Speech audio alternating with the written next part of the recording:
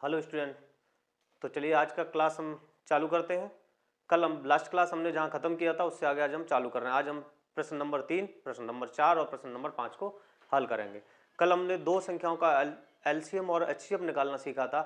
आज हम उसी को आगे बढ़ते हैं और तीन संख्याओं का एलसीएम और एचसीएफ निकालना सीखते हैं। चलिए तो शुरुआत करते हैं। सबसे पहले आपको क्या करना है, जब भी आप इनको हल किया करें, एलसीएम और एचसीएफ या कोई भी क्वेश्चन आप हल करते हो, सबसे पहले आपको हल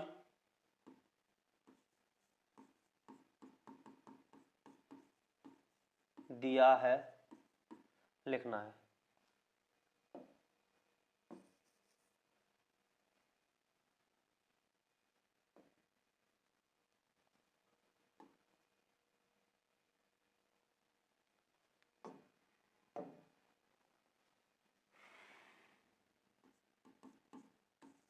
हल दिया है। तीन संख्याएं, तीनों के हम अभाज्य गुणनखंड निकाल लेंगे। 12, 15 और 21। 1 बाई 1 हम तीनों संख्याओं के पहले एलसीएम निकालेंगे, फिर एचसीएफ निकालेंगे। तो पहले तीनों संख्याओं के अभाज्य गुणनखंड कर लेते हैं, उसके बाद एलसीएम और एचसीएफ के लिए और चलते हैं। 2 छक्की 12, 2 तिया 6, 3 एकम 3। इसको अपन 3 से काटेंगे, 3 5 15, 5 एकम 5। ऐसे इसमें भी 3 से डिवाइड जा रहा है, 3 7 21 और 7 एकम 7। कल हमने जिस प्रकार लिखा था वैसे इसको आज लिखना प्रारंभ करेंगे। तीनों संख्याओं का 12 के अभाज्य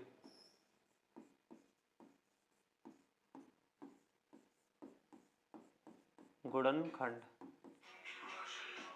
तो अभाज्य गुणनखंड के लिए हमें क्या करना है कि हमें ये देखना है कि किस संख्या के कितने फैक्टर्स हैं। जैसे 2 2 कितनी बार आया, इसमें 2 बार आया, तो 2 पे घात 2 लिख देंगे। तो यहां पर लिखेंगे 2 पे घात 2। 3 केवल एक बार आया है, तो यहां लिख देंगे हम 3। इसके बाद 15, तो 15 के अभाज्य गुणनखंड के लिए केवल दो ही चीज हैं, एक 3 है और एक 5 है। जो संख्या अकेली रहती हैं उन पे आप एक एक घात लगा लें, जिससे आपको क्या फायदा होगा। कल हमने जो परिभाषाएं सीखी थी लास्ट क्लास में, उन परिभाषाओं के माध्यम से हम इनका एलसीएम और एचसीएफ बड़ी आसानी से निकाल सकते हैं। 21 के अभाज्य गुणनखंड हम लिखेंगे, तो 21 के अभाज्य गुणनखंड हो जाएंगे 3 × 7। अब हम बारी बारी से सबसे पहले इसका एलसीएम निकालेंगे और उसके बाद एचसीएफ निकालेंगे। तो चलिए एलसीएम की ओर चलते हैं।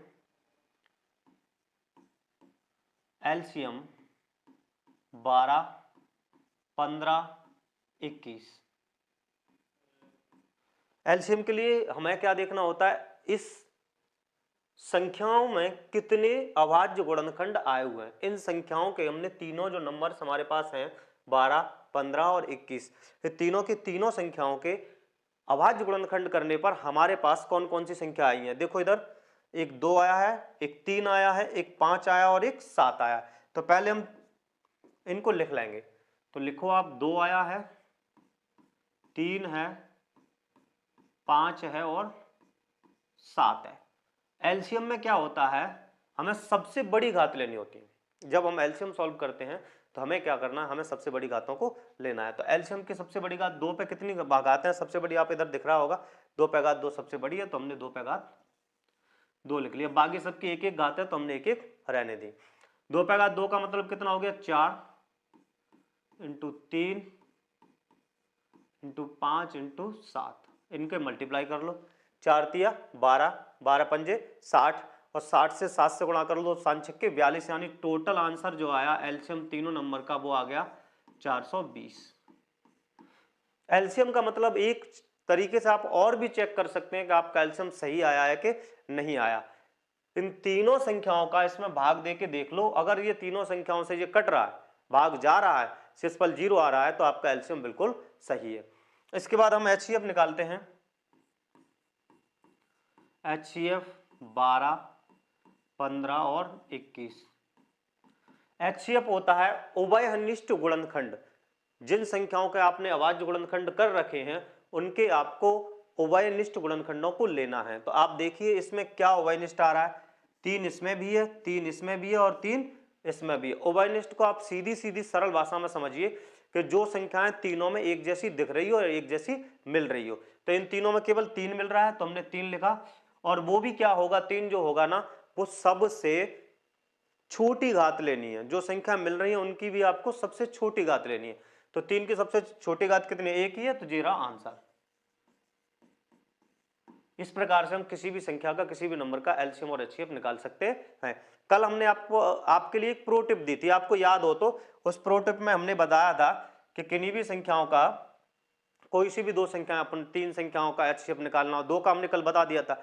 इसी प्रकार 3 संख्याओं का किस प्रकार से निकाला जाएगा कि 12 है, 15 है और 21 है। आप इसमें से पहले इसको माइनस कर लो, 21 में से 15 माइनस करेंगे तो 6 बचेगा, और 15 में से 12 जब माइनस किया जाएगा तो आपका 3 बचेगा। तो इसमें हमें सबसे छोटा अंतर लेना होता है। जिन संख्याओं के बीच सबसे कम अंतर है ना, वही अंतर आपका एचसीएफ कहलाता है। तो सबसे कम अंतर कितना है, 3, तो आंसर कितना हो गया हमारा 3। तो इस शॉर्ट तरीके से भी हम किन्हीं भी 3 संख्याओं का एचसीएफ निकाल सकते हैं, ये बात आपको याद रखनी है। इसके बाद हम दूसरा प्रश्न करते हैं 17, 23 और 29। तो चलिए इस प्रश्न को करते हैं हम, 17, 23 और 29।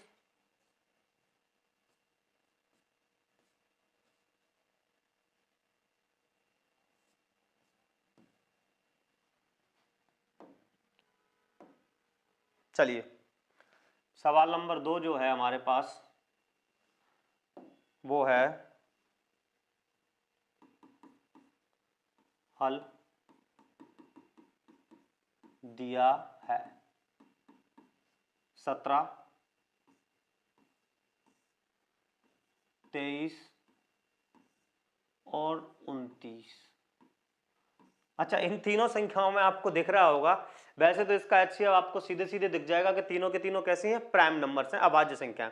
और प्राइम नंबर्स का जो एचसीएफ आता है वो हमेशा कितना आता है, 1 आता है। लेकिन फिर भी जिस तरीके से हम करते हैं उसी तरीके से करेंगे तो कितना हो जाएगा, 17 जो है 17 से ही भाग जाएगा, 23 में जो है 23 से ही भाग जाएगा, और 29 में जो है 29 से ही भाग जाएगा। तो चलिए अब आगे इनको लिख देते हैं, 17 के अभाज्य गुणनखंड।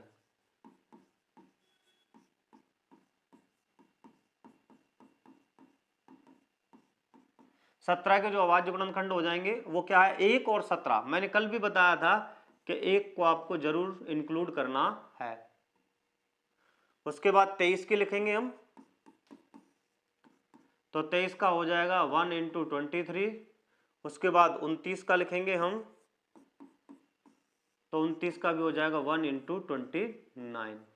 इस प्रकार से किन्हीं भी संख्याओं के हम मल्टीप्लिकेशन, वो अभाज्य गुणनखंड निकाल सकते हैं, और उसके बाद हम एलसीएम निकालेंगे। देखिए सबसे पहले हम लेते हैं एलसीएम, 17, 23 और 29। जितने भी नंबर आए उनकी सबसे अधिकतम घात लेनी है। इस पे भी घात 1 है, इस पे भी, और इस पे भी 1 घात है। तो 17, 23 और 29 इनका आप मल्टीप्लाई करो, और साथ ही साथ यहाँ एचसीएफ भी निकालेंगे, 17, 23 और 29। इसका आप एचसीएफ निकालो तो आराम से, तसल्ली से आप एचसीएफ निकाल लो। एचसीएफ में कॉमन नंबर दिख रहा होगा आपको, ये तीनों में एक ही नंबर वाइनिस्ट है, वो 1 है। तो हम यहाँ पे इसका एचसीएफ कितना लिख देंगे, 1 लिख देंगे। अब इसका एलसीएम निकाल लो तो इनका मल्टीप्लाई कर लो, पहले बड़ी संख्याओं कर लो। 17, 9 का कितना, तो मैंने कल भी आपको समझाया था, मैं रोज कह रहा हूँ आप नोटबुक और पेन साथ रखो, और 20 तक आपको टेबल याद होनी चाहिए। तो 17 नंबर होते हैं 153। 153 का कितना आ जाएगा, मैं इधर मल्टीप्लिकेशन कर देता हूँ। 153 का आ जाएगा कितना, 3। हासिल का आएगा आपका 15। 17 दूनी 34, 34 10 44 और 5 49। उसके बाद आपको गुणा करना है 23 से, 23 × 69 की 9, हासिल की आएगी 6। 23 नंबर 207, 207 में 6 जोड़ दो तो 213, 213 का कितना आ जाएगा 3, हासिल की 21। 23 चौक 92, 102, 112 और 113। तो ये आ गया आपका एलसीएम, और ये आ गया आपका एचसीएफ। अब आपके दिमाग में ये एक चीज आ रही होगी कि सर आपने जो कहा था कि प्रो टिप के माध्यम से भी, हमने आपको जो प्रो टिप दी थी जिसके माध्यम से, जिसको गैप ट्रिप भी कहते हैं, जिसके माध्यम से हम इसका एचसीएफ किस प्रकार से निकालेंगे। तो आप देखें कितना कितना है हमारे पास, 17 है, 23 है और 29 है। इन दोनों में से कम करोगे तो कितना है, 6। इन दोनों में से भी कम करो कितना, 6। 6 का भाग देते हैं इनका, 6 का भाग इसमें भी नहीं जा रहा, इसमें भी नहीं जा रहा और इसमें भी नहीं जा रहा, किसी में भाग नहीं जा रहा, तो 6 के आप खंड कर लो तो 1 हो जाएगा, 2 हो जाएगा और 3 हो जाएगा। 3 का भाग इसमें नहीं जा रहा तो ये खत्म, 2 का भी नहीं जा रहा, ये खत्म, 1 का जा रहा है, इसलिए इसका आंसर एचसीएफ में कितना आ जाएगा, 1 आ जाएगा।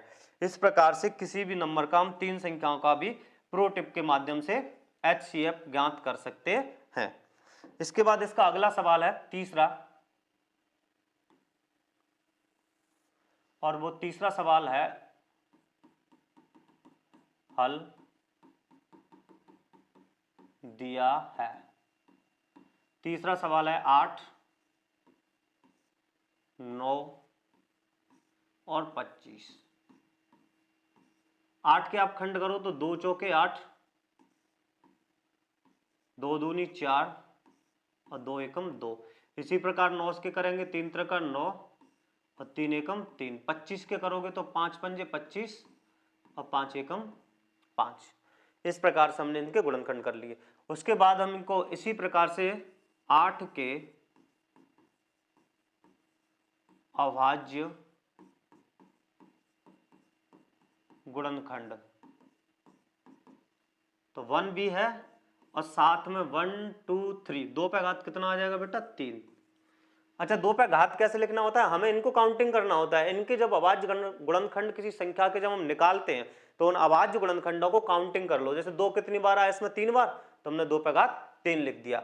उसी प्रकार 9 के जब अभाज्य गुणनखंड किए जाएंगे तो इसमें 9 3 कितनी बार आया है, 2 बार। जब 25 के अभाज्य गुणनखंड हमने निकाले हैं तो 5 भी इसमें कितनी बार आया है, 2 बार। अब आराम से इसका आप एलसीएम निकाल लो। एलसीएम 8, 9 और 25। आप देख रहे हो कोई भी संख्या नंबर इसमें कॉमन नहीं है, तो एक तो 2 आया है, एक 3 आया है और एक 5। एलसीएम में क्या करते हैं हम, सभी वो अभाज्य गुणनखंडों को लिखा जाता है जो इसमें आए हुए हैं तीनों नंबर्स में। तीन संख्याएं, तो 3 संख्याओं में देखा कौन कौन से अभाज्य गुणनखंड आए। अगर आपके पास 2 संख्याएं दे रखी हैं तो उन 2 संख्याओं में देख ये कौन कौन से गुणनखंड आए हुए हैं। तो आप इधर देखो 2 पे घात अधिकतम घात देखेंगे, फिर पहले आपको ये देखना है कौन कौन से गुणनखंड आए हुए हैं, उसके बाद हमको देखना है कि इसकी अधिकतम घातें कितनी है। तो 2 की अधिकतम घात कितनी है, 3, 3 की अधिकतम घात 2, 5 की अधिकतम घात भी कितनी है, 2। तो इसका मतलब 8, इसका मतलब 9 और इसका मतलब 25। तो इधर इनका मल्टीप्लिकेशन कर लो, 25 से 8 से करो, क्योंकि 25 से 8 कितना होता है, 200। कितना होता है, 200। और 2 से 9 से मल्टीप्लाई करेगा कि आप 200 से, या फिर आपको 9 से गुणा करना है तो 9 दूनी 18। तो इसका एलसीएम जो आ जाएगा वो आ जाएगा 1800। उसके बाद आप निकाल लो इसका एचसीएफ। तो एचसीएफ 8, 9 और 25। जब इसका एचसीएफ निकालेंगे तो इसमें कॉमन नंबर ढूंढना है, तो ये केवल 1 कॉमन है, तो इसका आंसर भी कितना आ जाएगा, 1। और ये रहा आंसर। अब आपको घर पे इसको ना, इस वाले एलसीएम को प्रो टिप के माध्यम से आपको निकालना, जो हमने अपनी टिप दी थी उस टिप के माध्यम से, आपको गैप ट्रिप भी कहते हैं उसको, उसके माध्यम से आपको घर पे जाके इसको अच्छी तरीके से सॉल्व करना है। 2-4 क्वेश्चन आप अपने मन से प्रैक्टिस भी कर सकते हो। इस प्रकार से प्रश्नावली 1.1 में जितनी भी एग्जाम्पल और प्रश्न थे प्रश्नावली में, वो हमने एलसीएम और एचसीएफ वाले सारे कर लिए हैं। इसके बाद आपको घर पर अलग से वीडियो को पीछे रिवाइंड करके देख सकते हो, या लास्ट क्लास हमने जो भी लिए उनको भी आप देख सकते हो। सारे आपको मिल जाएंगे, आपको अलग से कुछ भी करने की जरूरत नहीं है। बस मेरे भाई मेरे बच्चों, आपको एक काम करना है, सिर्फ हमारा जो हाथ है ना उसको पकड़े रहना है, ये हाथ नहीं छोड़ना है, और आपके 100 में से 100 नंबर आएंगे, इसकी बात की गारंटी हम देते हैं। बस आपको हमारे साथ जुड़े रहना और सारे के सारे वीडियो आपको देखते रहने हैं। इसके बाद में हम अगले सवाल की ओर चलते हैं, जिसमें एलसीएम और एचसीएफ से संबंधित वो है, तो उसके लिए हम वो क्वेश्चन निकाल लेते हैं। आगे वाला सवाल नंबर 4, HCF 306 और 657 बराबर 9 दिया है। एलसीएम 306 और 657 आपको ज्ञात करना है। एलसीएम आपको कुछ दे रखा है, HCF दिया हुआ है और एलसीएम ज्ञात किया है। 2 नंबर्स आपको दिए गए। कल वाला फॉर्मूला आपको याद करना है। हम लिखेंगे हल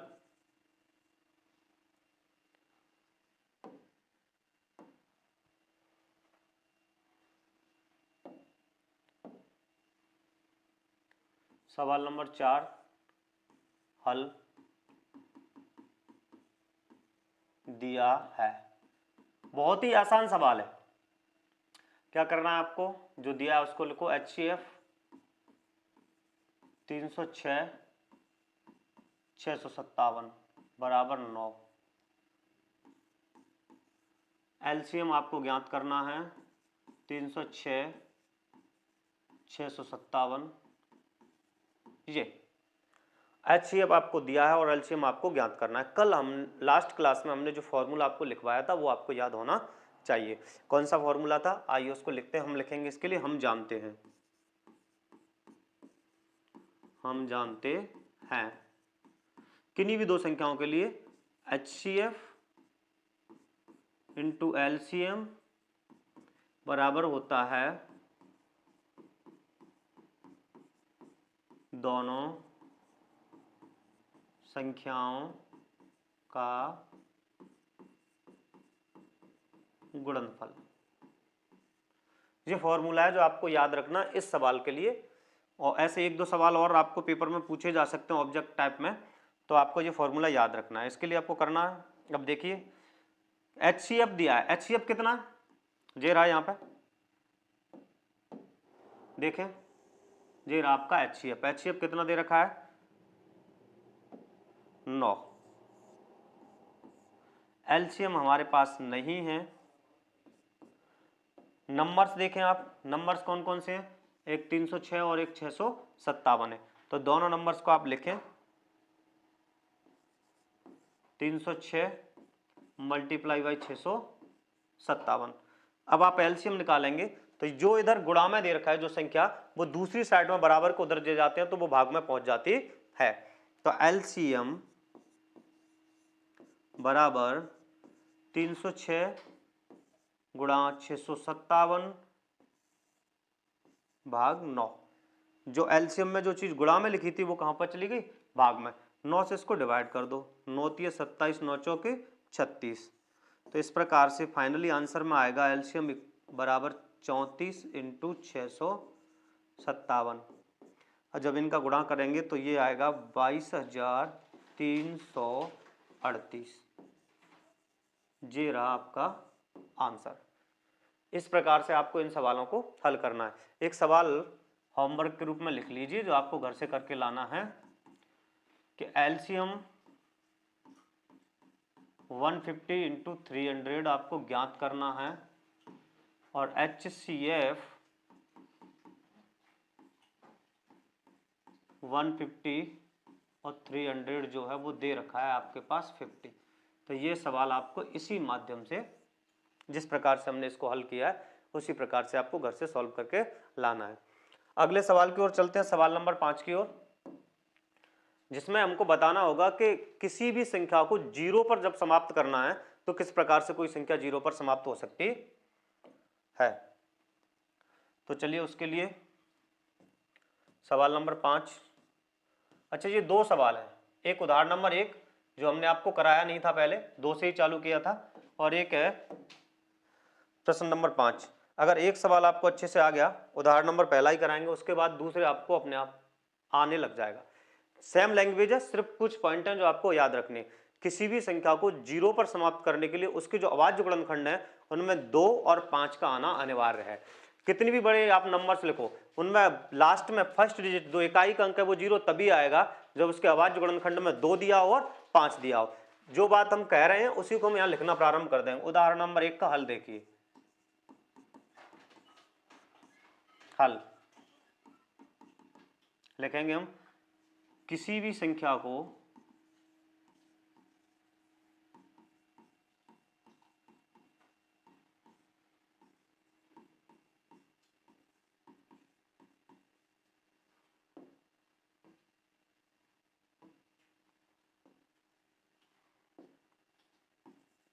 शून्य पर समाप्त होने के लिए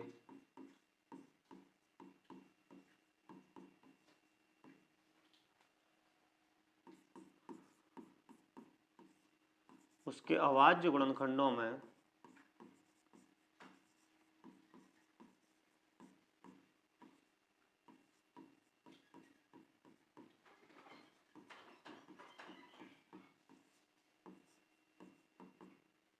दो गुणा 5 आवश्यक रूप से होना चाहिए। सवाल क्या है कि संख्या 4 पे घात n पर विचार कीजिए जहां n एक प्राकृतिक संख्या है। जांच कीजिए कि n का कोई ऐसा मान है जिसके लिए 4 पे घात n अंक शून्य पर समाप्त हो सकती है। तो एक कोई भी संख्या हो 4 पे घात 4 से मतलब है मैं n कुछ भी लिखा उससे कोई फर्क नहीं पड़ेगा। नीचे वाली संख्या जो लिखी हुई है बेस में, ऊपर वाले को हम पावर कहते हैं या डिग्री कह देते हैं, घात कहते हैं, नीचे वाले को बेस, यानी आधार में जो संख्या लिखी है घात के अलावा उसके अभाज्य गुणनखंडों में 2 और 5 का होना अनिवार्य है। तो आप देखो अब इसके गुणनखंड कीजिए, तो लिखो 2 पे घात 4 पे घात n के अभाज्य गुणनखंड को n का नहीं करना है आपको, केवल 4 का करना है। तो 4 के क्या हो जाएंगे 2 गुणा 2 और इस पे घात n लगा दो। 4 के जब अभाज्य गुणनखंड करेंगे तो कितना हो जाएगा 2 गुणा 2। यहां आपको स्पष्ट रूप से निश्चित रूप से दिखाई दे रहा है, यहां लिख देंगे 4 पे घात n के अभाज्य गुणनखंडों में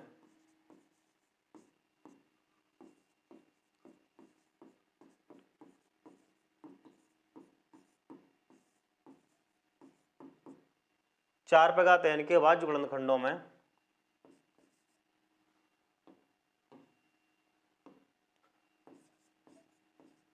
संख्या 5 नहीं है। आपको हमने पहले इसकी शर्त क्या है कि किसी भी संख्या को शून्य पर समाप्त होने के लिए उसके अभाज्य गुणनखंडों में 2 गुणा 5 आवश्यक रूप से होना चाहिए। और ये हमने फिर उसके बाद क्या किया, इसके अभाज्य गुणनखंड की तो 2 और 2 ही आए, तो 4 पे घात n के अभाज्य गुणनखंडों में संख्या 5 नहीं है। अतः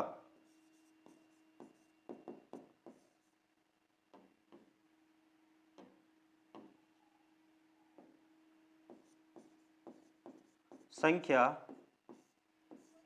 4 पे घात n किसी भी प्राकृतिक संख्या n के लिए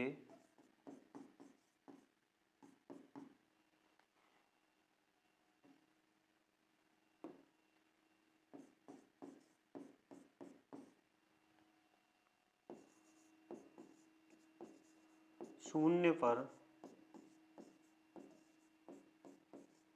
समाप्त नहीं होगी। इसमें इस सवाल में उदाहरण नंबर 1 और सवाल नंबर 5 में सिर्फ आपको ये लैंग्वेज याद रखनी है। लैंग्वेज में आपसे अगर ये लैंग्वेज लिखते समय ऊपर नीचे हो जाए या कुछ शब्द बदल जाए तो उससे कोई फर्क नहीं पड़ेगा। मेनली आपको क्या चीज याद रखनी है, मैं उनको अंडरलाइन कर देता हूं कि इसके गुणनखंडों में एक तो ये आवश्यक है, फिर इसको आपको उनके गुणनखंड करने हैं, फिर नीचे ये वाली चीज लिख दी है कि 4 पे घात n के अभाज्य गुणनखंडों में संख्या 5 नहीं है। अतः संख्या 4 पे घात n किसी भी प्राकृतिक संख्या n के लिए शून्य पर समाप्त नहीं होगी। ये चीज आपको याद रखनी है। अगर आप इसका स्क्रीनशॉट लेना चाहते हैं 2 सेकंड के लिए मट जाते हैं, आप इसका स्क्रीनशॉट ले सकते हैं। ओके, चलिए अब इसको आगे करते हैं। इसका नीचे वाला सवाल, उसमें मैं आपके लिए कुछ नहीं करूंगा, आप सिर्फ जादू देखिए उसमें करना क्या है। आप एक तो ये लाइन मिटाइए,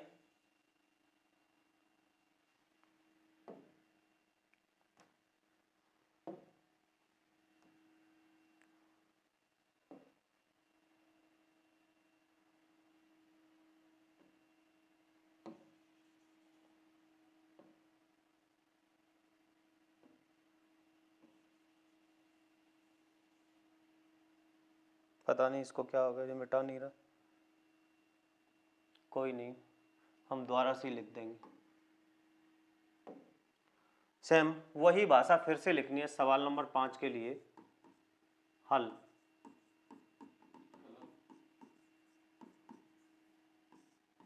किसी भी संख्या को शून्य पर समाप्त होने के लिए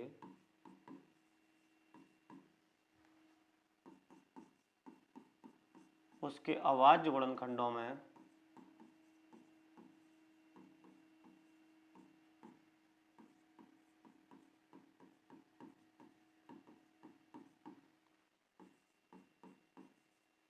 दो गुणा 5 आवश्यक गुणनखंडों में 2 गुणा 5 आवश्यक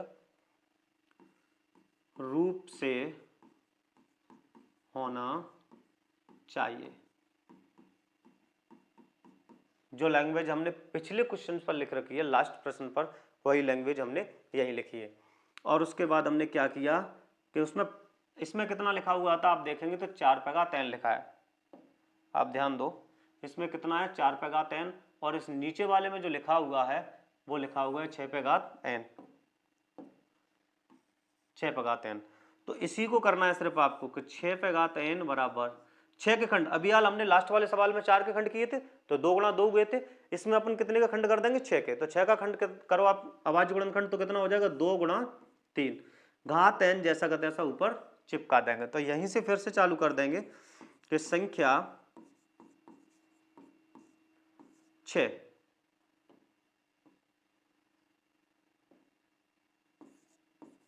n के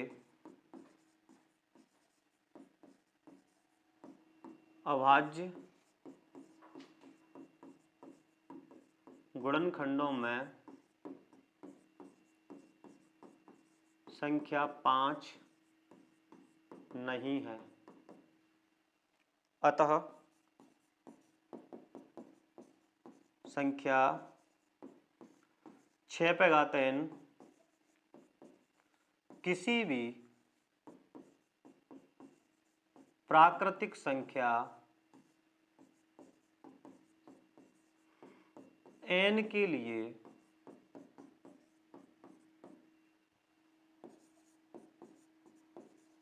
शून्य पर समाप्त नहीं होगी। इस प्रकार से हमको इन सवालों को करना है। ये हमारा सवाल नंबर 5 रहा। सवाल नंबर 6 और 7 हम कल करेंगे, तो कल हमारा चैप्टर 1.1 कंप्लीट हो जाएगा। आपको ये वीडियो कैसा लगा ये आपको बताना है। वीडियो को अधिक से अधिक लाइक कीजिए, शेयर कीजिए, कमेंट कीजिए और सब्सक्राइबर कीजिए, जिससे कि हम अधिक से अधिक अच्छे और वीडियो बनाकर आप तक ला सकें और आप अपनी मंजिल को पा सकें। Thank you very much.